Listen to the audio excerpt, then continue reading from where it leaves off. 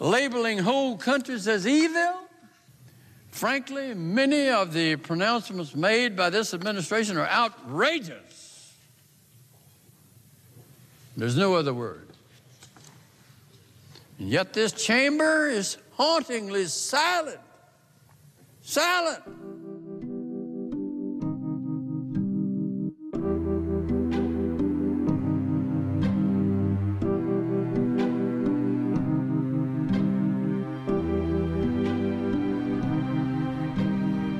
Washington, D.C. respire la corruption. Mais nous ne nous incluions pas dans cette corruption. Au Pentagone, on se sentait pur, on estimait représenter la vertu. On pouvait se dire la corruption, elle est de l'autre côté du fleuve. De ce côté-ci du Potomac, chez nous, au Pentagone, on se bat pour la Constitution, pour le respect des lois.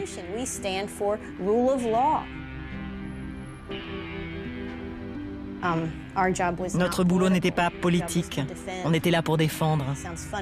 Ça peut faire sourire aujourd'hui, mais c'était ça notre mission. L'armée américaine aujourd'hui défend peu, très peu, et à l'époque déjà défendait très peu.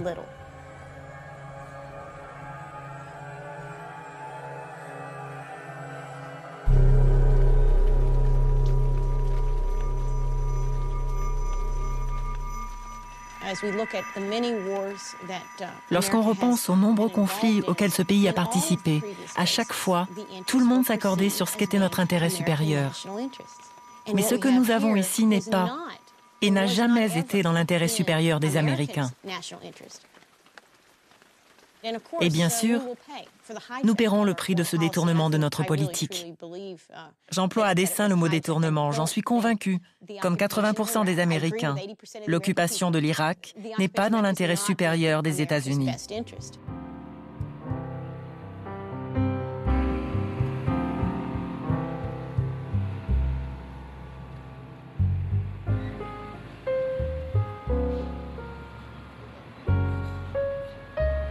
Last year, a group of citizens garnered 5% of the electorate to have a non-binding article question put on our March ballot to arrest President Bush and Vice President Cheney if they come to the town of Brattleboro, Vermont.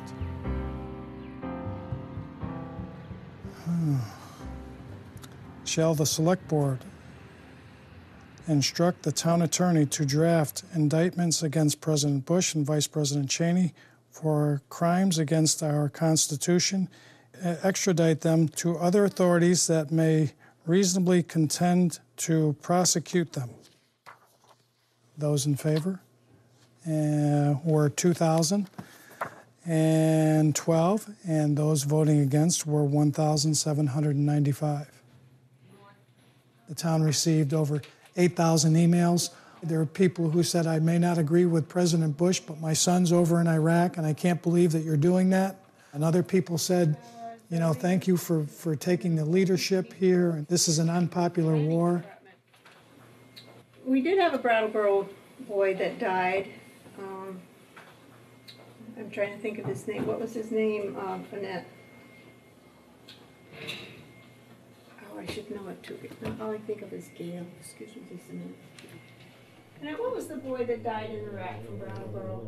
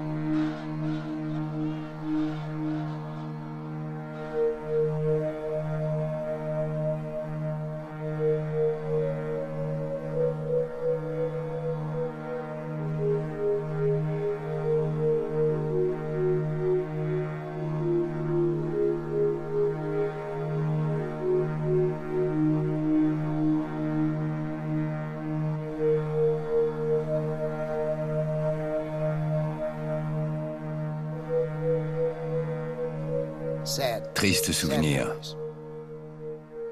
Voilà l'ultime épilogue d'une décennie d'échecs pour les États-Unis. C'était vraiment un moment incroyable. La colère des Américains devant le traitement infligé aux sauveteurs par les Iraniens, en les humiliant, en exhibant ses corps carbonisés. Tout ce qu'il fallait pour un pays comme le nôtre, qui n'a pas le pardon si facile. En voyant ces images, les raisons me reviennent de cette si grande colère de l'Amérique.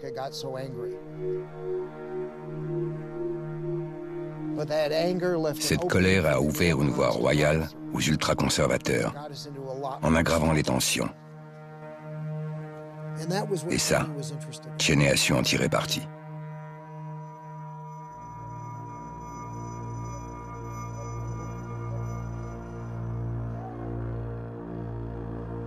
Dick Cheney is probably Dick Cheney est sans aucun doute le politicien le plus habile qui m'ait jamais été donné de voir. Ce n'est pas quelqu'un de particulièrement agréable. Il est secret et d'une grande intelligence manœuvrière. Il a aussi le don pour être un vecteur. J'entends par là qu'il est tout ce qu'il y a de compatible. Il est toujours à son avantage en tout petit comité. Si vous aimez le golf, la chasse, il sait se faire écouter.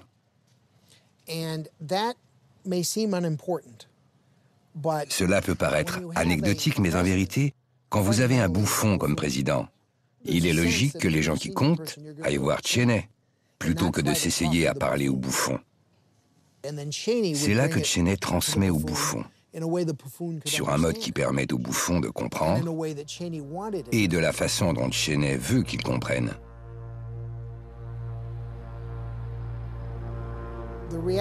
En vérité, Dick Cheney a toujours eu un projet à lui.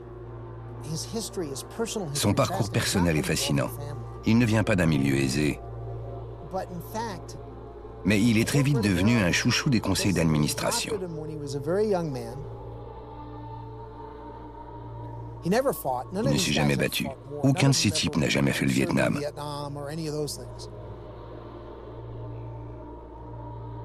Ils avaient mieux à faire à devenir les crocodiles de la grande entreprise. C'est une mentalité, une éducation, l'intention première. Lui et Rummy étaient convaincus que l'horreur allait arriver. Je veux parler de Donald Rumsfeld. Lui et Cheney sont de grands amis.